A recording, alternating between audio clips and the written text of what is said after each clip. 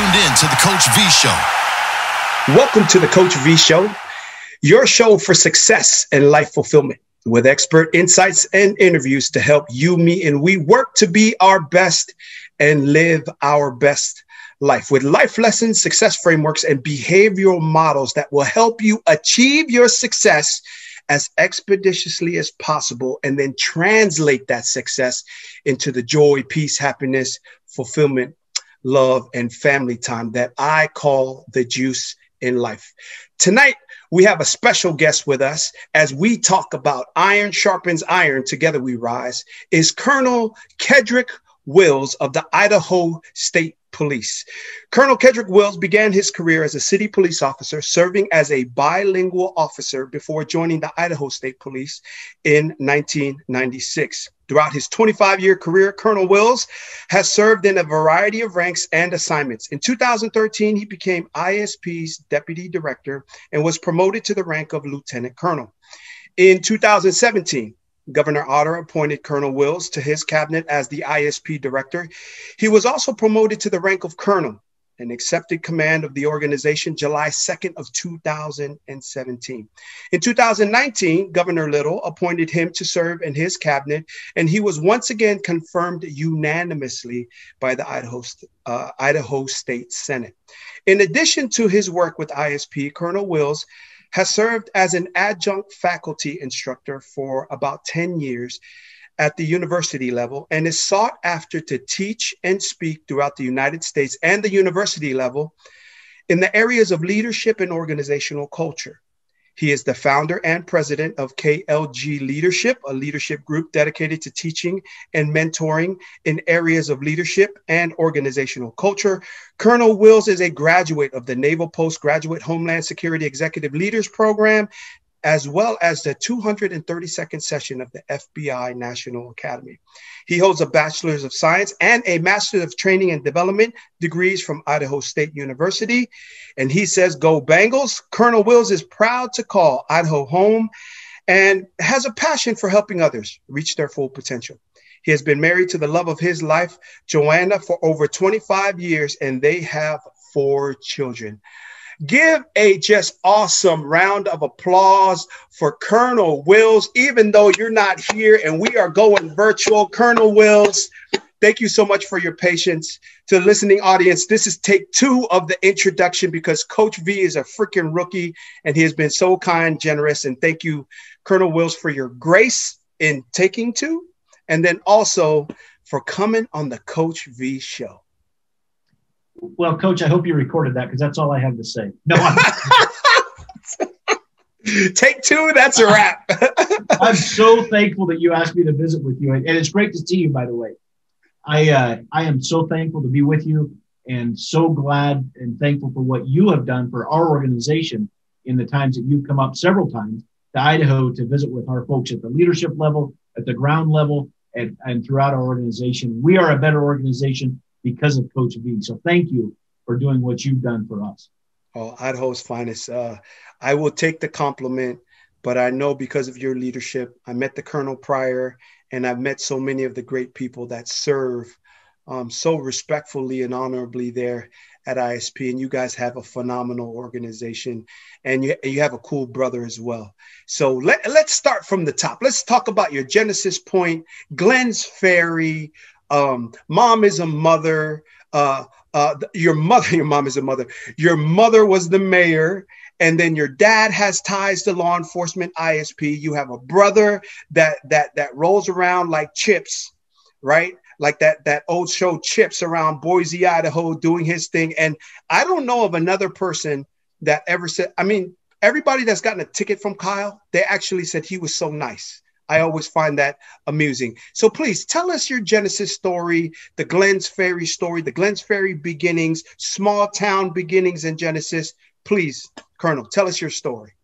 Well, you mentioned my brother, Kyle. He's a Boise police officer, and you're right, he's a motor officer.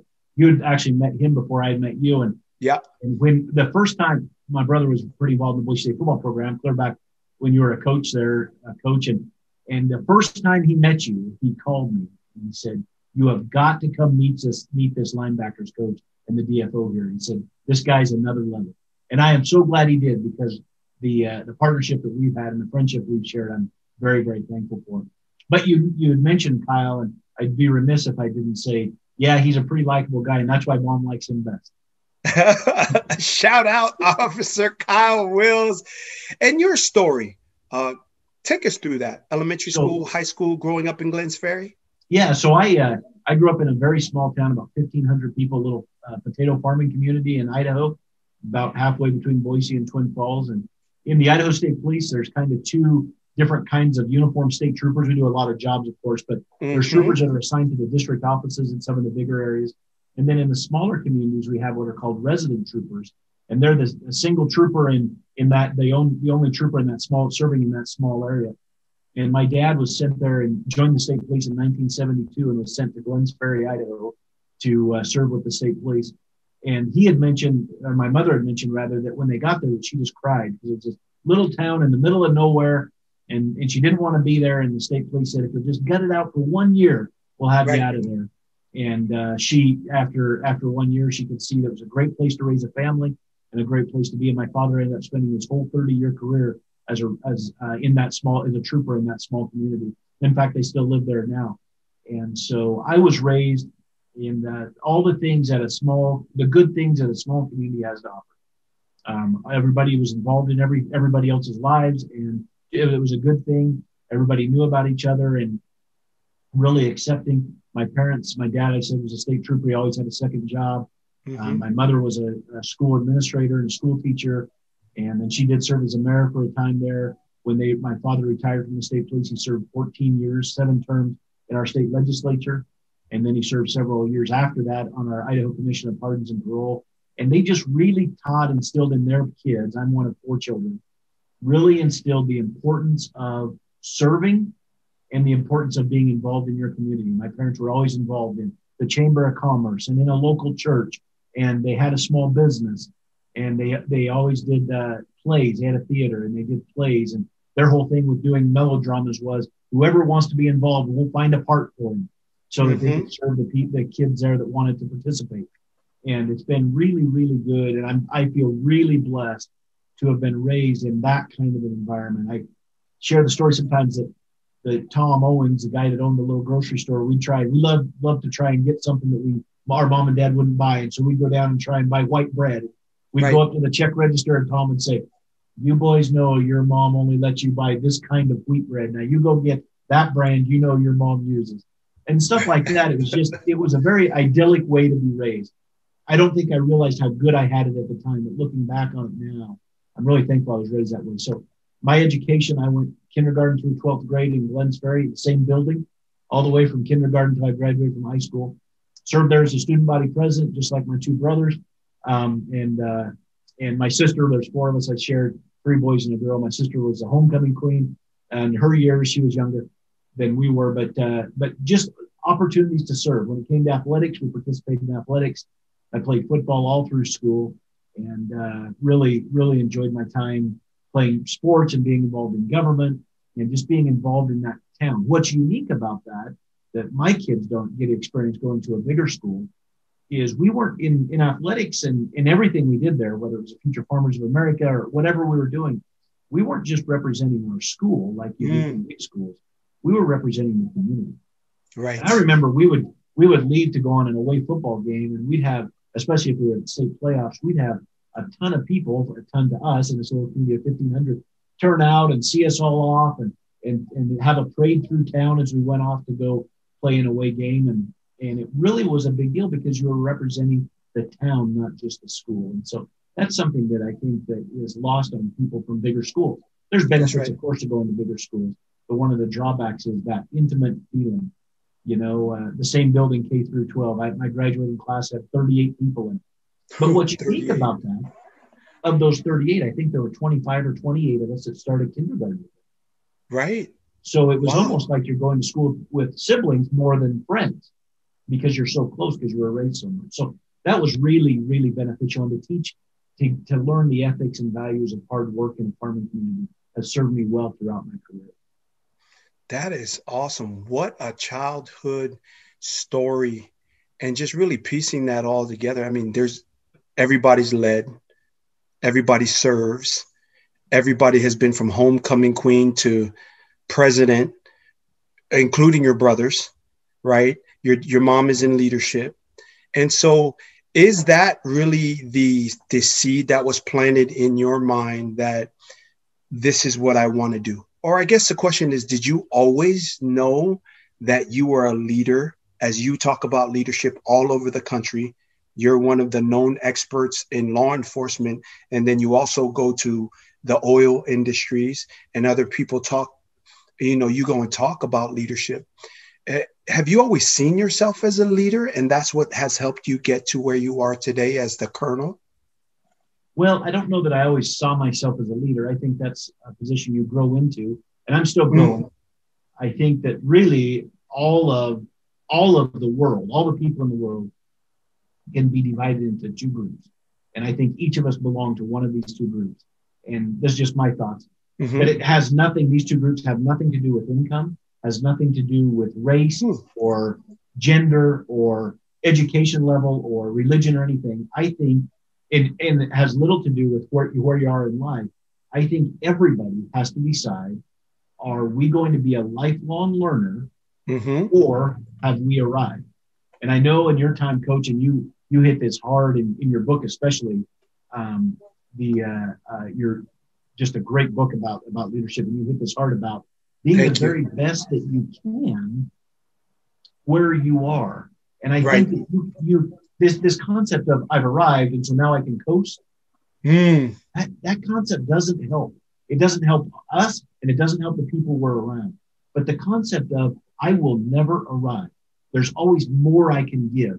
There's always more I can learn. This concept of being a lifelong learner is where I think when you talk about peace, and the words you use, Coach, peace and fulfillment, right? Lifelong, and those kinds of things.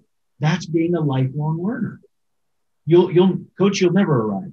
I hope I never arrive. Yes, sir. I hope we're always learning and growing, and that is what I think the key is to having a successful life. I don't think the key to a successful life has to do with bank account or status or anything. I think it's about being a lifelong learner and doing the most you can where you are. My parents bloomed where they were planted, so to speak. Right. They served where they were and did the very best they could in the situation they were in that small community. And people are doing that all over. My parents aren't unique to that. But what's interesting is sometimes I think we feel like if I'm not the very biggest or the very best, I'm a failure. If I decide to go into politics, if I'm not the president of the United States, I'm a failure. If I go into business, if I'm not the CEO of a Fortune 100 company, I'm a failure. Well, let's focus on doing the best you can where you are and stop worrying about a competition against somebody else. Because the only true competition in my mind is, am I better today than I was yesterday? And am I getting closer to being the best version of myself? I'll never be Coach V. But that's not the contest. The contest is, am I reaching my full potential? And I think that's where sometimes we get lost in competing against each other, if that makes sense. No, that makes absolute sense. So did you have this level of awareness? Because you've been around it, right, since you were young. But I mean, high school, then going to Idaho State, where the whole evolution of this, can you look back and go, I had this teacher or my dad sat me down and bridging from high school to college, I started to process or think differently. Anything like that you can point back to? Yeah, there is. And in fact, a quick story I'll share about that. One of my mentors, I have been so fortunate, Coach, over my career to have been surrounded, and I mean absolutely surrounded by great people. And great leaders who have helped me, in some cases, see more in me than I could see in myself. In yourself. Wow. But one of those early on, of course, my parents were phenomenal at that. My brothers and I all grew up riding in the passenger seat of a state police car in the middle of nowhere, Idaho. And our father was really good at that. And our mother was really good at teaching us those things. But when I was in high school, I was elected to serve as the student body president of our high school. And when I was elected to serve there, our principal there, who's now retired, his name is Len Penner, really, I felt like treated me as a leader. Maybe for the first time in my life, I'd been treated as a leader. And the principal of the school took time to come in. I remember we were planning homecoming in Little Glens Ferry. And I remember him saying, okay, which weekend should we have homecoming? What do you think? And we talked about the pros and cons of playing who and which team should come to town and those kinds of issues.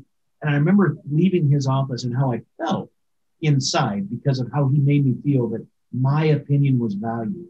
I thought that was so great. In fact, I just saw him. I went to his home actually and visited with him about a year and a half ago. And I gave him a coin from my office here as a director of the state police. And I said, I want you to know, Mr. Penner, that clear back then, when I was a student body president in Glens Ferry, is the seed that started what I'm doing now. And I am glad now because of people like him, and not only him, many, but he was one that really could see perhaps more in me than I could see in myself. And so I think it started for me a long time ago. Right. With people that were that way. And I've been blessed throughout my whole career to be surrounded by leaders that were just phenomenal leaders and really cared deeply and passionately for people and for the life-saving business that we're in law enforcement. Wow. Yes. Because we're in a life-saving and life-changing business. And to have received the blessing of those teachings, I think has really helped me throughout my career to kind of focus in on where my passion lies. Right. I love being a state trooper. I wanted to be a state trooper since I watched my dad polish his boots when I was 3. But to hone in on not just the trooper aspect, but the leadership aspect of who I am. Being a state trooper certainly is what I do, but it's not who I am. Who I am is somebody who wants to help others reach their full potential.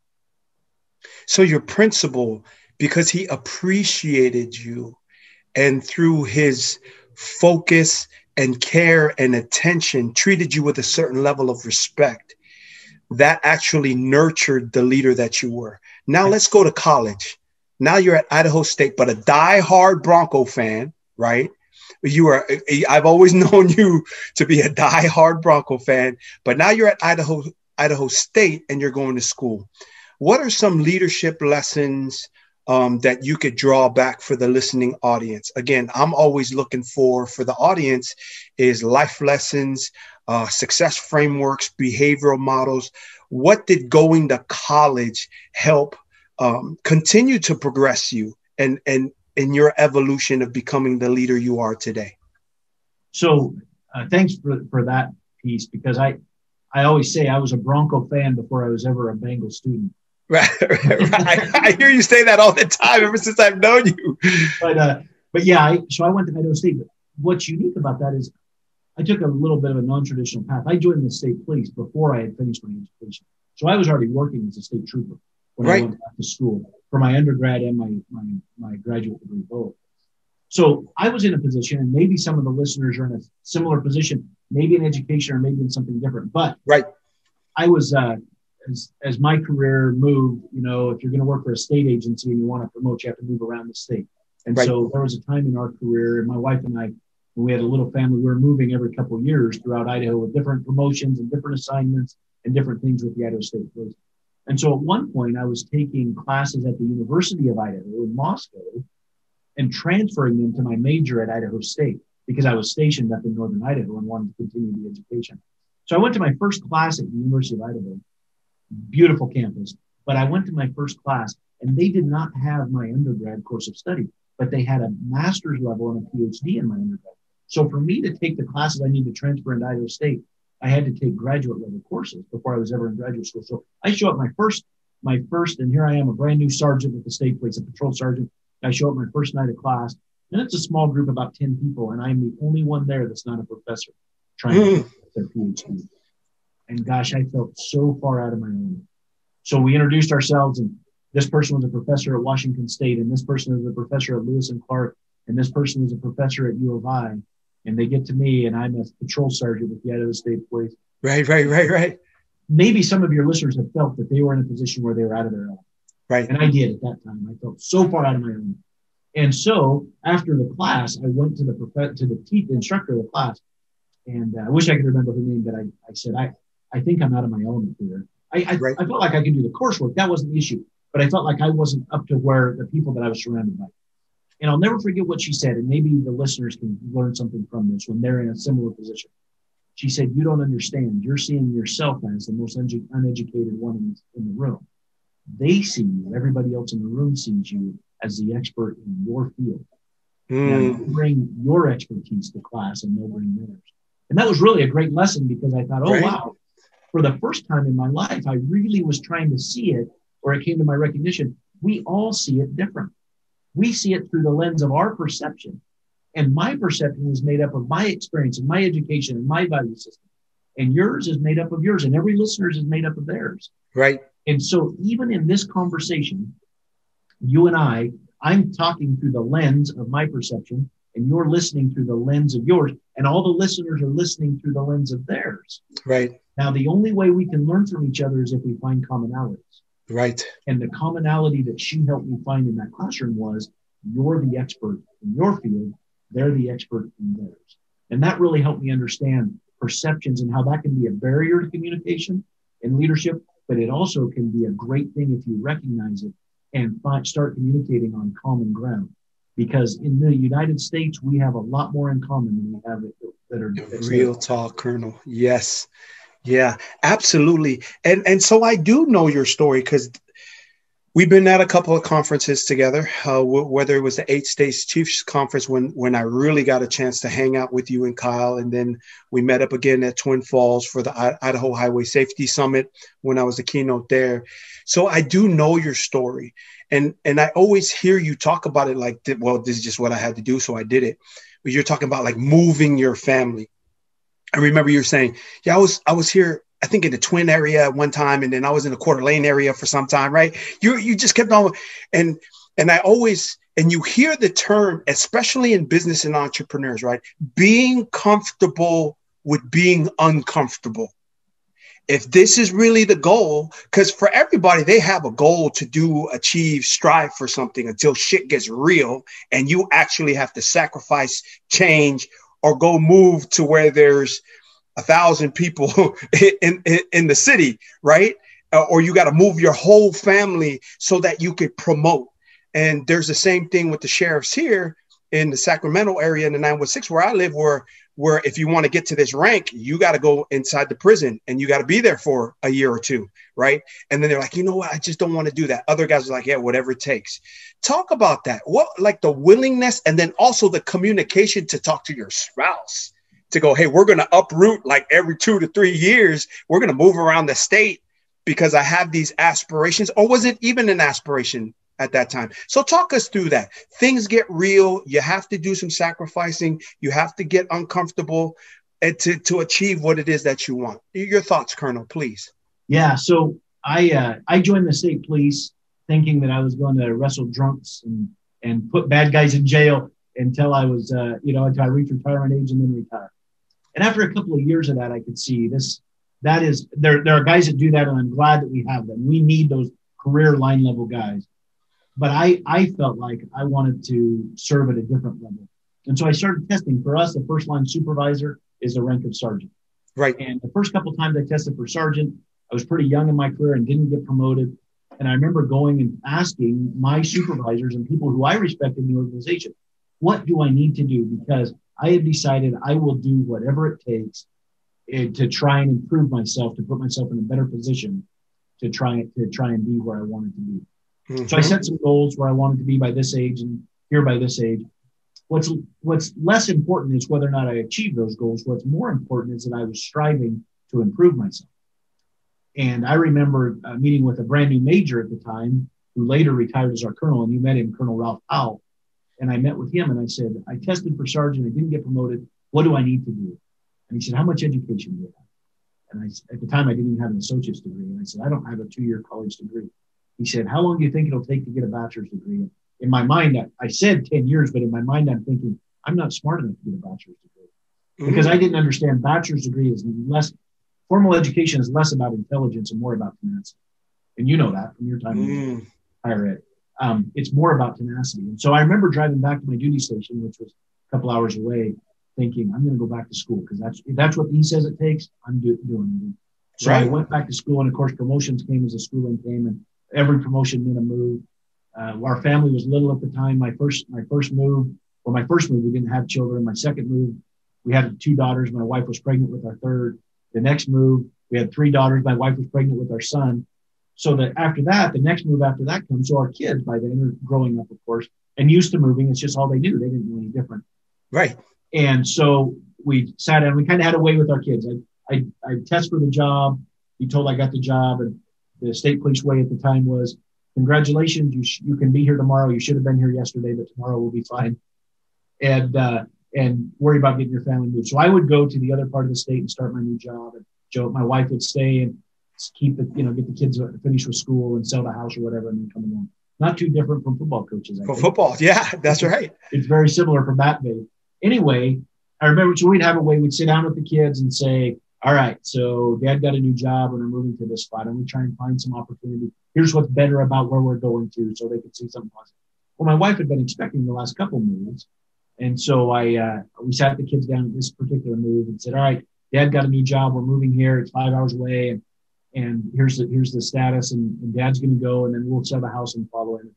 I'll never forget, one of my little daughters rolled her eyes. She must have been about 4. And she said, great, we have to move again. Mom must be pregnant. So that's a message you want your kids to take to school, right? My mom's pregnant, so we have to move. Yeah, that was the association for her, right? That's her perception, right? Yeah, that's right. Every time Mom got pregnant, we moved. So anyway, I was really fortunate to have a very supportive wife. You can't do this job without a supportive, in my opinion. They say behind every successful man is a loving and supportive spouse and a surprise mother-in-law. I've never said it like that, but to get some more laughs from the audience, I'm going to bring that up. That's a good one, Colonel. I can tell you're getting out there and speaking, and you always were just really good at speaking. And so when I talk to young adults, and when I'm talking to a high school or college crowd, I always talk, and you've heard me say this before, right? There's money in the transaction, but the wealth is in the relationships. But for them specifically is that I feel like being casual in a romance relationship or choosing the wrong boyfriend or girlfriend at high school or college, man, that's something some people never overcome. Now, let's talk adults as well. So I always say the number one person to my success in my adult life, other than my parents, right, is my spouse. And how having a spouse that you can communicate with, share dreams, hopes, and aspirations. Talk about, like my wife right now, she's like, hey, can I talk to you about, our California patio? We're getting a California patio, right? It's like, I'm like, I guess so. Yeah, let's talk about the California patio. And then me telling her is like, hey, I want to go out and I want to be like a keynote speaker, and I want to do radio, television, right? It's been a decade since I've left football on this journey, and she hasn't flinched. She's never told me, what are you thinking, right? Talk about that. Talk about the relevance of someone, who really has your back. In the rap game, they call it ride or die, right? And I'm like, ride or die just comes from the vows. It's in sickness and in health till death do us part, right? Talk about how integral and how appreciative we are, and they are of us, to have one another in this game, in this journey called life. Talk about spouse, being married, how important that is. Yeah. So I'm like you, Coach. The smartest thing I've ever done in my life is marry my wife. Either I'm really, really good at sales, or I caught her in a moment of weakness, but she said yes. Yeah. I was a recruiting coordinator before, right? Yeah. Right. Yeah. Yes, sir. So that's, I stopped with the best recruit. I stopped recruiting, but I'm really fortunate and blessed in that way, because I could not ask for more from a partner to have throughout this life. She is so supportive. She meets me where I am, but doesn't expect me to stay there. And I'm thankful for that. She's not, in addition to being an amazing wife, she's just an incredible mother. And I feel very, very fortunate, because we've been able, and she's a professional in her own right. She teaches school and makes a difference there. But I feel really fortunate that I have somebody that who knows me in some cases better than I know me, and is able to see where we need to go and what we need to do. Because these positions of leadership, these formal leadership titles we hold, mine right now today is colonel. Someday it won't be. Right. But it's a transitional position, meaning somebody held it before me and somebody will hold it after. So all I can do in this position as wearing this uniform as the director of my agency is the very best I can while I'm holding this position. Because after it, it'll be somebody else's job. But what stays for this is not what I do, which is being the colonel. It's who I am. And who I am is the husband to my wife. And who I am is a brother to my siblings. And who I am is a father to my children. See, that's not what this isn't who I am. This is what I do. Right. And I think for the listeners, if you can't distinguish what you do from who you are, because it doesn't matter what who we're listening to, what you do for a living is probably not going to stay with you for your whole life.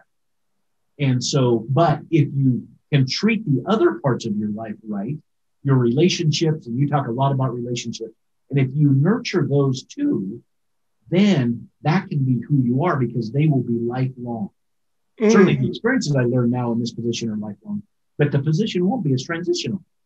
I'm only holding it for a time, but those other things, the relationships are forever. And so that's really who I want to be. And this is what I want to do. And I think sometimes in the human experience, we confuse the two. What we do becomes who we are. And you've probably seen that. We see that in football all the time. How many times do we see coaches that end up not being coaches and fall off the deep end and make stupid choices?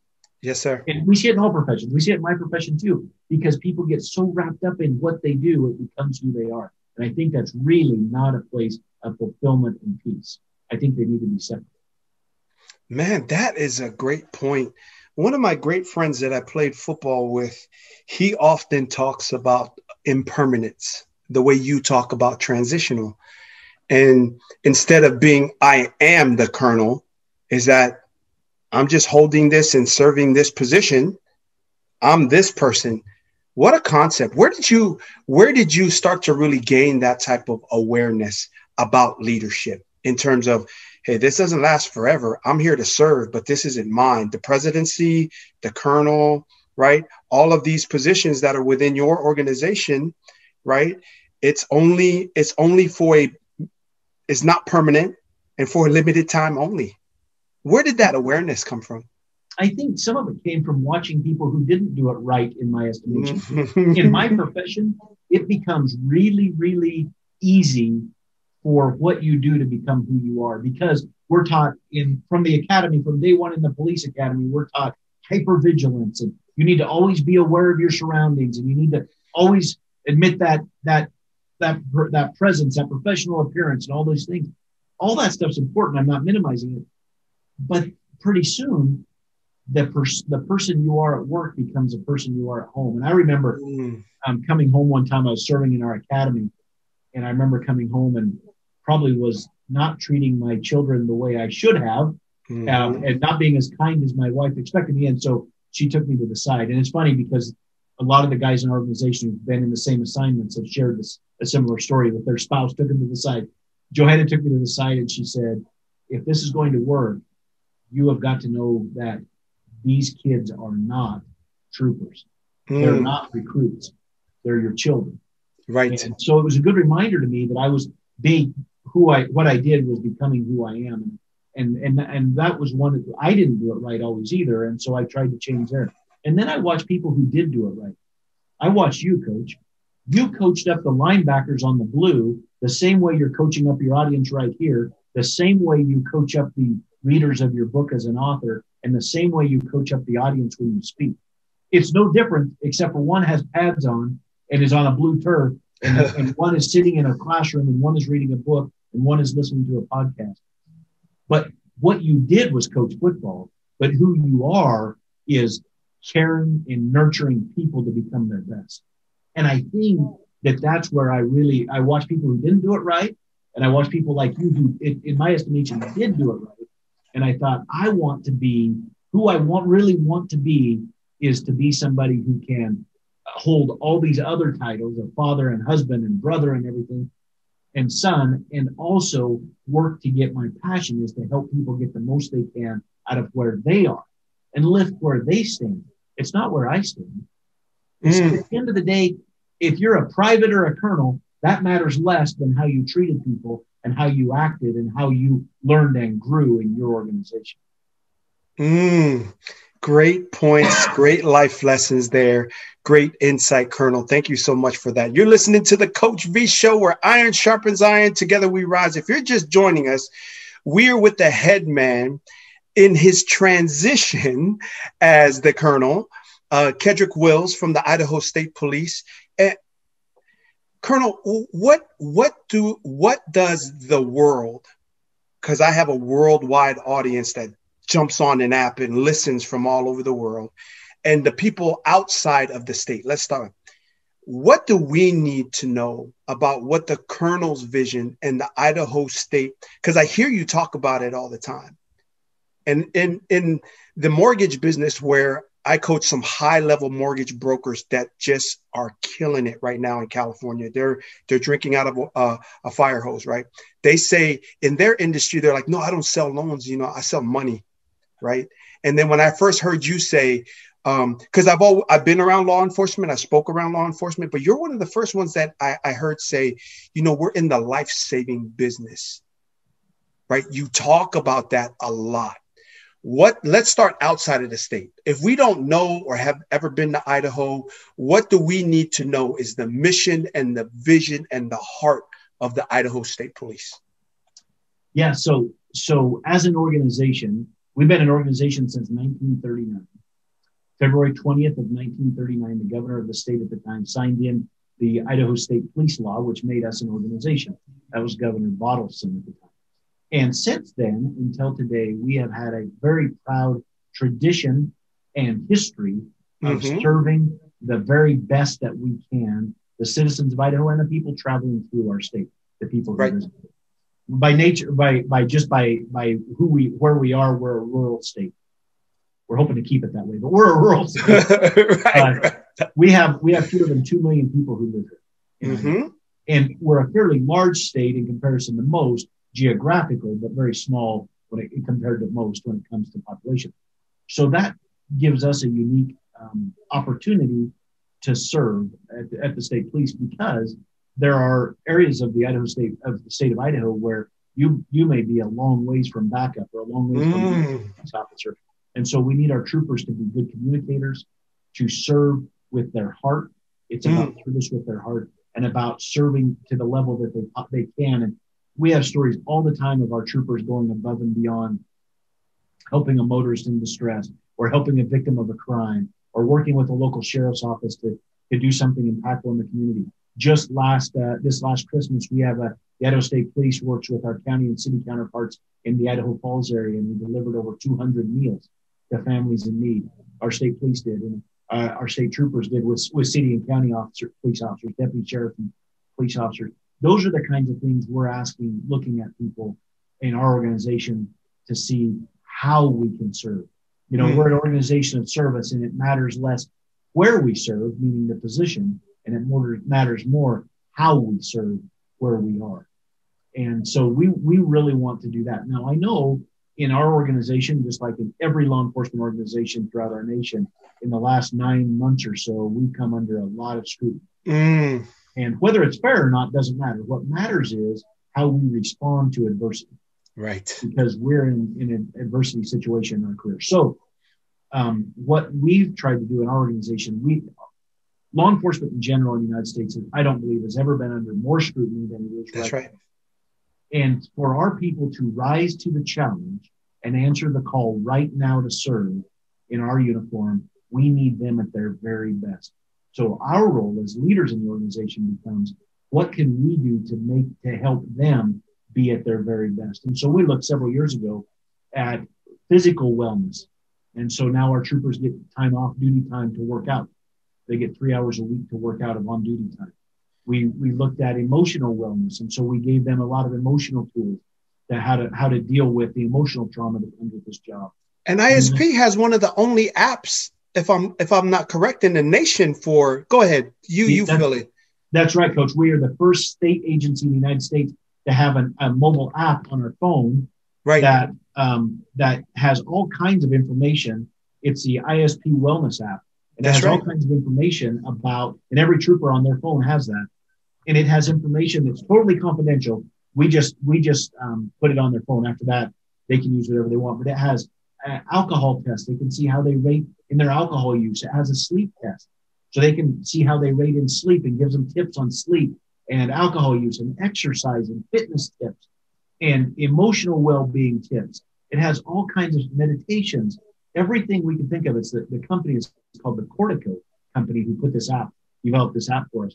And it's available to every employee in the state police and to our family members, because oftentimes the family member is the first one to recognize there's a problem with an officer. And so we want to reach out to those family members and say, if you think your loved one has a problem, boy, let's get on this app and see what we can do to get them the help they need. And then, of course, scrolling along the bottom, nonstop is the suicide prevention hotline. Right. Our employee assistance program hotline, where they can get free counseling if they choose to take advantage for them and their family. So we've really tried to put these off-ramps, so to speak, in a person's career in place so that they can take advantage of being well. For them to rise to the challenge of law enforcement today, for any officer to rise to the challenge, they have to be their very best. And if things aren't well with them personally, at home and otherwise, they can't be their best at work. They can't. We don't silo. That's not how the human mind works. I don't come to work and forget who I am off duty. It doesn't work that way.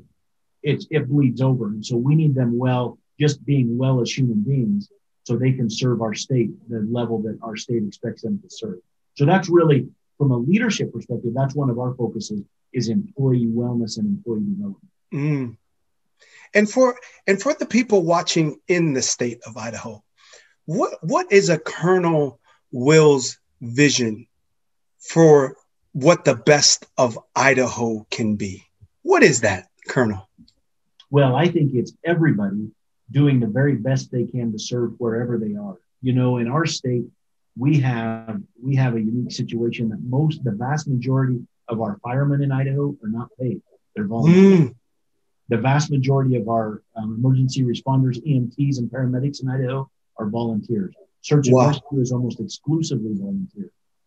And so we do have paid positions, of course, but we have so many volunteers in Idaho. And it's not just that. It's the food bank people. It's the serving at the homeless shelter. It's serving in their church. Wherever they are, as a state, if we're going to thrive, we need everybody to serve where they are so that we can together have this state that is so fantastic of a place to live because everybody is helping each other out. It's a sense of community that I think in some ways maybe we've lost in our nation or are losing it in some places, that I think if we can grab that back, I think will save us as Americans. And I bet there's a lot of people nationally and also within the state that really have no idea the multitude of functions that your agent, because I've been around you so many years, right? And been around to really come and speak and train with you guys as well. But then the multitudes of facets that your agency serves the state versus LAPD or SAC sheriffs, they don't have to deal with that. But you go from the academy to everything under the sun that has to do with law enforcement on a state level. Is that not true? Yeah, we do. We have a forensics division. We have right. All of the criminal records in Idaho fall under the state police. The sex offender registry is managed by the state police. Our Amber Alerts that come out of Idaho are managed by the state police. Our patrol division, of course, narcotics and what you would imagine a regular police department would have. One thing that's unique for us is our brand inspectors in Idaho fall under the Idaho State Police. We have a brands division, and their role is to inspect livestock. Right. I remember that the last time I was there. I thought that was just intriguing. And it's really a Western thing, right? Western United States thing. And we have cattle rustling in Idaho, and they investigate cattle thefts and those kinds of things. So yes, we do, but we don't do it alone. The Idaho State Police, for us to be successful, because we don't have near the personnel, we have to form relationships and partnership with our partner sheriff's offices and our partner city police departments and our federal partners too in Idaho, because there's no way, we're too rural. We can't do it by ourselves. Right. We have to build those partnerships. And I know this about law enforcement. When the public needs help, they don't much care what uniform they're wearing. Right. They just want help. In fact, I think in most cases, they don't know who showed up. They just want help. And so if we get caught up in this argument of, oh, it's my job, or it's my job, or it's my job, or I have the authority, or I have the authority, who loses in that is the public. Mm-hmm. And so for us to be successful, any of us, we have to be able to work together. And so we put a big premium on that, trying to work together and build those relationships. It's a concept you share, Coach. Together we rise. Together we rise. Yeah, the whole V formation deal. I mean, I really believe in that because, like you said, with you, so many great people have helped advance me, especially when I was an up-and-coming speaker. To be able to put on my portfolio of things that I've done is that you gave me an opportunity, at the 8 States Chiefs Conference 8 years ago, I think 9 years ago, when I was just scratching the surface. And then so that really plugged me into other national organizations. So, but it really is a together thing. I think too oftentimes we forget that, let's all get in on the boat, and you get in your boat, I get on my boat. There's one boat. It's the planet Earth. And there's this one race called the human race. In terms of how I see it, I get that when we start to take self-interest into consideration, we could be in different boats, right? But that's just not how I see it, because that's not how I function. I just don't. And you do the same. So we're about 4 to 5 minutes away from the hot seat here on the Coach V Show. I just wanted to give an opportunity to Colonel Wills. Any final statements or shout outs that you would like to make? We're about 5 minutes away from getting you on the hot seat, and then we'll do the hot seat section, and then we're done. So is there anything that you would just like to address or talk about or shout out or anything like that? So shout outs in Hollywood is huge, right? Hey, mom, hey, shout out to my crew or my record producer or my label. That's huge in Hollywood. And so when I say shout out, I say it professionally, Colonel, to all due respects to you. But is there anything that you would like to do as a final send off before we get into the Coach V hot seat? Well, thanks, Coach. I would like to speak, if I could. I think please. We've shared a little bit about what we do as an organization, but I would like to speak globally because I know you're very involved in your area with law enforcement and as it relates to the youth. Yes, sir. I know you're super involved with that, with the sheriff's offices and police departments and so forth. So yes, I'm assuming that you have a following of people who wear badges. Yes, sir. And are emergency service people, and I would like to speak to them. Yes, sir. Please. Whatever uniform you're wearing, I would like you to know that you have more value than perhaps you understand. Because it's not about that I'm not quite a lieutenant or I'm not quite a sergeant or I didn't get that promotion or that assignment or that specialty. That's not what it's about. And I know it's easy to say, well, yeah, you're the colonel. It's easy for you to say that. You got there. But it's really not about that. As organizations of service, it is about how you serve. And if you understand the why you serve and get that very, very clear in your mind, and then go about serving the how you serve, which is the very best that you can, then the where will take care of itself. Don't worry so much about the where. Let's focus on the why. First of all, great author Simon Sinek, and I love reading. I think reading is a great way to learn. Certainly not the only way, but a way to learn. And Simon Sinek wrote the book about why and finding your why. Mm-hmm. Why are you doing this job? Whatever job it is. Maybe it's not law enforcement. Maybe it's something else. Why is it that you're doing that job? And then let's focus on the how you do it to the best of your ability and ethically, no matter what job you're doing. And then at the end of the day, the where will take care of itself. And I really think that's important. And sometimes we mix those things up and we get the where in front of the how or maybe even the why. And then we forget why we started this job to begin with. Nobody puts on a uniform to get rich. That's not the way this program is designed. Put on the uniform to make a difference, but over time we forget that the importance here is making a difference. So we always say in our organization, we are in the business of saving and changing lives. We hope the person we arrest, we never have to arrest again. We hope this has been the wake-up call for them and they change their life and we never have to arrest them again. Our success is not measured by the amount of bad guys that go to jail only. It's measured by the metrics of how we can serve and that we can change and save lives. And that's what we strive to do in all aspects of our organization. And I hope all of you within your area of influence, that you are doing the same thing too, in your leadership areas especially, and helping others understand in your organizations what it takes, the why and the how first. Colonel Wills, that is a great send-off. And hey, if you're scheduled to be on this show, you better bring your A game, because Colonel Wills just took it to the next level. So I have all these guests that are lined up that are going to be coming on there. So please take note, be prepared, know the dates that when your organization was actually founded, know the principles in which you believe in, because you're going to get asked that on the Coach V show, and it matters. What we think and what we believe matters. And listen to Colonel Wills. I think of this poem, The Master in the Art of Living, right? Because that's when he says that's how I roll. I think that's how he rolls. Like, there is no distinction between this or that.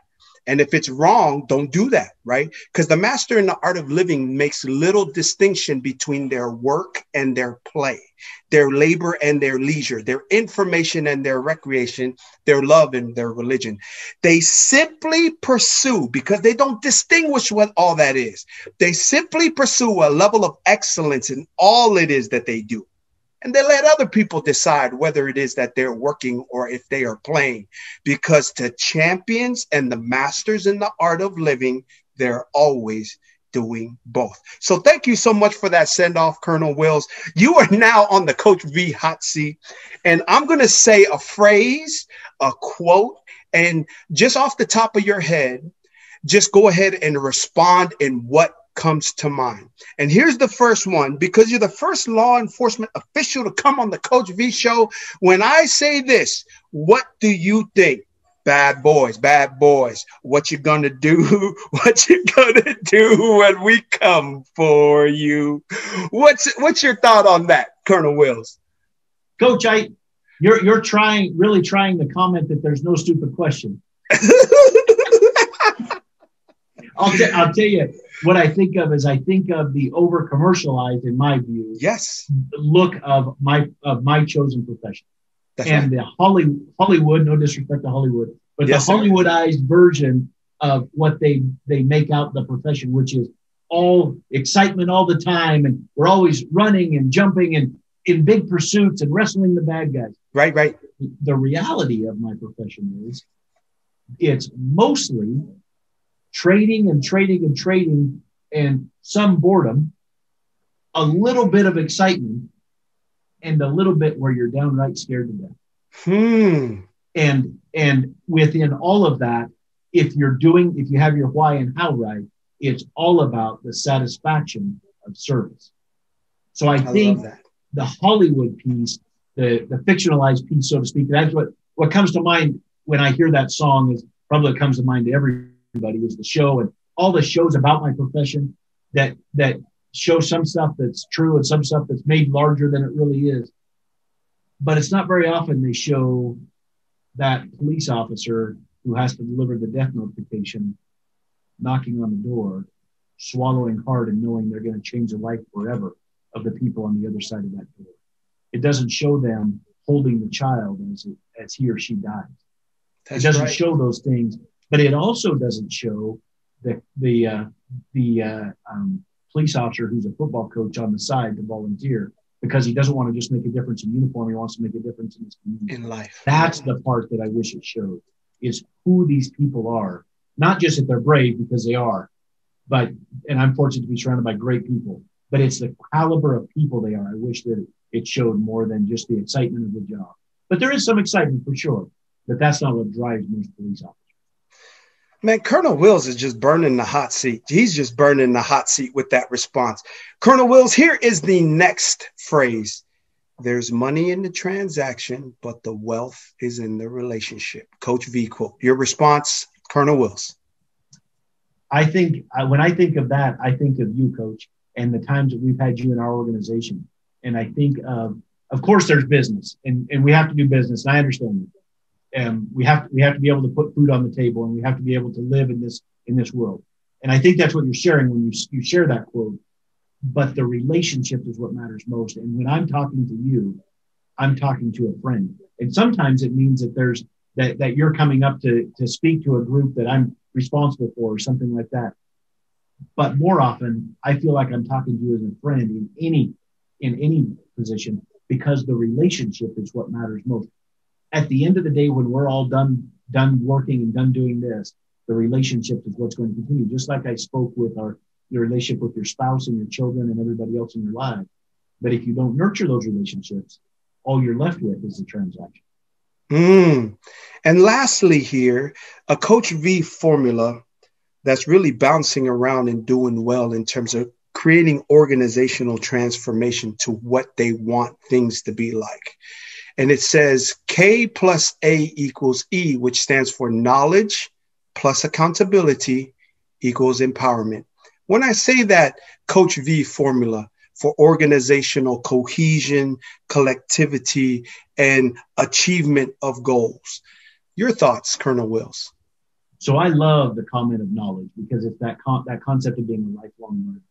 And I think that is so important, that we are lifelong learners. And in our organization, we try to give off-ramps for opportunities to be lifelong learners. Book reading. We start every one of our leadership meetings with a leadership minute, where we rotate. Somebody shares something they're reading out of a leadership book. But the accountability piece, I think, is the next step. And I like that comes next, because once you have the knowledge, are you accountable? And we are all accountable to somebody, but at the executive levels, and I know you probably have a lot of executives listening, are you accountable to yourself, first of all? But in your organization, are you building an organizational culture of accountability across all levels?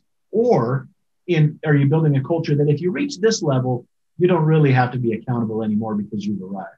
That is really bad culturally, because that filters down through the culture. If you have a culture of accountability at all levels, that means the CEO is accountable too.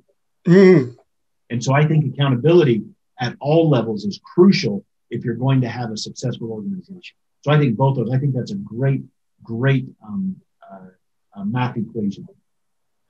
Man, we could chop shop for hours, but unfortunately, this show must end. But I do thank you, Colonel Wills, for taking the time to come on my show. You'll be able to find this on Mondays on Island City Radio, 7 p.m., as well as we'll report the date it is, right? But it'll be on YouTube, and it'll also be on the Coach V podcast that launches the first week of February.